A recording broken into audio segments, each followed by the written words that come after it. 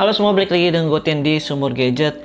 Oke, jadi semalam Apple ngerilis update untuk iOS 16.5 dan ini untuk size lumayan cukup gede ya, di 761 MB untuk gue yang pakai iPhone 13 base model. Nah, untuk update kali ini tuh bukan cuman update security patch aja, melainkan dia juga update perbaikan bug dan juga fitur-fitur baru juga. Jadi buat kalian yang masih bingung mau update atau enggak, saran gue kalian mending update aja. Nah, kalau misalnya kalian belum ketemu untuk notifikasi update-nya, kalian bisa langsung update manual. Caranya kalian tinggal masuk aja ke bagian setting, lalu kalian pilih general dan kalian pilih software update. Nanti di sini bakal muncul untuk updatean iOS 16.5.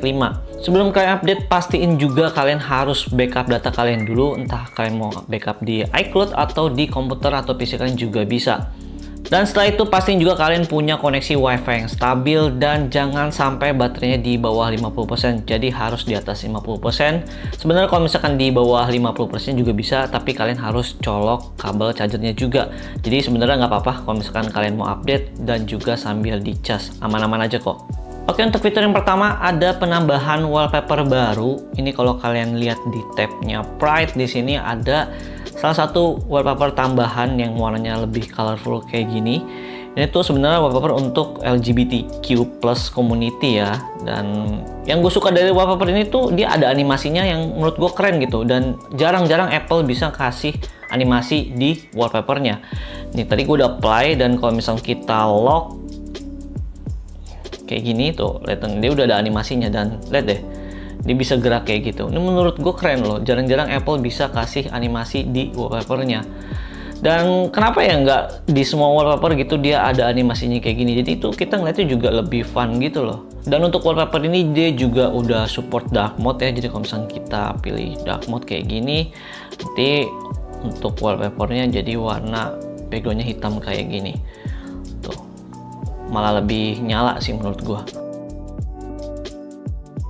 Untuk fitur selanjutnya sebentar di aplikasi News itu tuh ada tab score, jadi kalian bisa ngelihat live score bola di sana juga. Tapi sayangnya untuk region Indonesia tuh untuk aplikasi News itu kita tuh nggak tersedia. Jadi gua nggak akan bahas di video kali ini karena emang nggak tersedia juga gitu. Nah, selanjutnya untuk fitur yang ketiga di bagian Apple Music. Kalian tinggal buka aja Apple Music dan kalian masuk ke tab Browse. Nanti di sini ada yang namanya setlist. Nah, setlist ini tuh untuk nampilin jadwal artis konser gitu. Jadi kalau misalnya kalian ngikutin Blackpink, di sini kalian bisa pilih nih kayak browse upcoming shows-nya dia. Jadi kapan aja dia konser nanti akan ada semua di sini. Misalkan kalian bisa buka di salah satu aja nih, kayak misalkan yang di Kotai. Nah, nanti akan ada pilihan untuk beli tiketnya langsung dari sini. Hebat banget ya. Dan di sini juga ada peta untuk di mana dia konser. Kalian tinggal buka aja di Maps kayak gini. Menurut gue ini sangat-sangat membantu ya buat kalian yang pengguna Apple Music. Jarang-jarang ada aplikasi musik yang bisa support untuk beli tiketnya juga loh. Nice. Next, untuk fitur selanjutnya di bagian Apple Maps, di sini ada yang namanya Explore Guide, fitur baru. Jadi kalau misalnya kalian buka aplikasi Maps, di sini kalau misalnya gue coba di Los Angeles, nanti kalian tinggal scroll aja ke bawah, ada yang namanya Explore Guide. Nah, di sini kalau kalian buka itu akan ada list lagu-lagu apa aja yang dibuat di Los Angeles gitu. Jadi misalkan gue coba di salah satu ya, ini nih Essential LA Music Venues. Di sini ada 11 tempat tuh kayak gini. Ini buat lagunya di mana aja dan lagunya apa aja, semuanya bakal kelihatan detailnya di sini. Tapi sayang aja kita kebiasaan pakai Google Maps ya dibandingkan Apple Maps. Nah, untuk fitur yang baru yang terakhir adalah di bagian browser Safari. Di sini sekarang kalau misalnya kalian mau copy text, ini kayak gue contohnya nih, gue kasih contoh copy textnya gini. Nanti kalian tinggal tap aja dan kalian tinggal swipe ke kanan. Ada pilihan baru yaitu New Quick Note. Kalau misalnya kalian pilih, jadinya kayak gini. Dia langsung buka atau langsung masuk ke Quick Note gitu. Jadi menurut gue hal ini tuh lebih simple dan lebih cepat ketimbang kalian harus copy paste dan kalian harus buat dokumen baru juga di Note. Ini menurut gue cara ini lebih simple. Dan kalian tinggal save aja kayak gitu. Udah deh jadi. Oke, lanjut untuk perbaikan bugnya, apa aja yang di fix. Jadi yang pertama di fix itu di bagian spotlight. Di sini kadang gue juga suka ngerasa kurang responsif untuk spotlightnya, dan kadang suka malah untuk animasi dari keyboardnya ini tuh agak nge-lag gitu loh. Jadi agak sedikit stuttering, tapi di sini udah di fix. Jadi harusnya ini udah smooth banget untuk animasinya. Nah, perbaikan bug selanjutnya ada di bagian screen time. Di sini kalian tinggal buka aja. Nah, ini tuh kadang di update iOS sebelumnya dia tuh kadang nggak sinkron gitu. Kalau misalnya kalian aktifin fitur yang share across device. Jadi fitur ini bisa kalian aktifin kalau kalian punya Apple device lebih dari satu. Jadi mending kalian aktifin aja biar kalian bisa memonitoring untuk screen time di seluruh device kalian. Nah, di update iOS 16.5 ini tuh udah di fix. Jadi harusnya di update kali ini udah nggak ada masalah tentang sinkronisasi dari screen time ini. Lanjut untuk perbaikan bug selanjutnya itu di bagian notification centernya.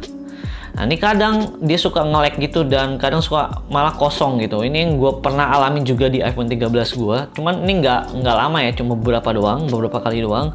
Tapi sekarang harusnya ini udah berjalan dengan lancar lagi. Kalian bisa di sini untuk animasinya juga udah smooth lagi. Jadi harusnya di update kali ini udah benar-benar di fix dan udah nggak akan kambuh lagi gitu masalahnya. Untuk perbaikan bug selanjutnya ada di bagian home aplikasi iPhone kalian. Jadi buat kalian yang udah pakai HomePod, Apple TV, dan lain-lain itu yang udah masuk ke ekosistem Apple. Karena kan untuk salah satu device dari Apple tuh suka kadang nggak responsif. Tapi di update iOS 16.5 ini harusnya udah di fix untuk masalah tersebut. Karena di sini gue nggak ada HomePod dan gue juga nggak punya device Apple lainnya selain iPad. Jadi gue nggak bisa kasih demo ke kalian. Jadi ya kalian coba aja buat yang kalian udah masuk ke ekosistemnya Apple. Next, untuk perbaikan selanjutnya di bagian podcast. Jadi buat kalian yang suka dengerin podcast di aplikasinya Apple, kadang kan suka ngerasa kayak beberapa episodenya itu jadi delay.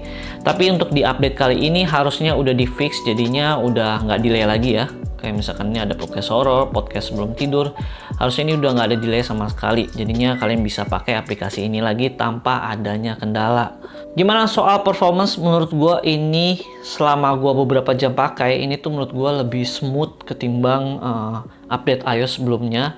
Dan untuk suhu sendiri di iPhone gue tuh ketika lagi update dan setelah update itu cuman hangat-hangat aja, dan di sini gue juga nggak ngalamin panas yang berlebih. Jadi bisa gue bilang di update kali ini tuh udah oke banget kalau soal performance. Dan untuk konsumsi daya baterai gue juga belum bisa pastiin karena gue baru pakai beberapa jam. Nanti mungkin kedepannya beberapa hari gue akan update terkait untuk masalah baterai di iOS 16.5 ini. Oh ya, terakhir untuk bagian modem firmware-nya ini juga di iOS 16.5 ini tuh juga di-update ya. Jadi buat kalian yang pakai iPhone garansi X Inter atau yang nggak resmi gitu emailnya, saran gue hati-hati aja, takutnya ketika kalian update di iOS 16.5 ini malah nanti keblokir untuk jaringan kalian.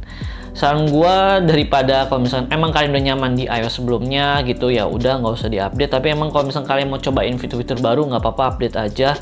Atau kalau misalkan keblok ya kalian harus cari caranya gimana biar email kalian tuh balik lagi atau biar jaringan kalian balik lagi.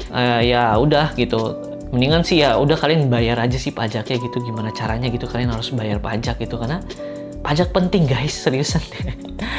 Udah palingan segitu aja review dari iOS 16.5. Nanti mungkin gue kedepannya akan review juga iPadOS 16.5. Ditunggu aja video-video selanjutnya. Jangan lupa subscribe dan gak ketinggalan video-video terbaru dari gue.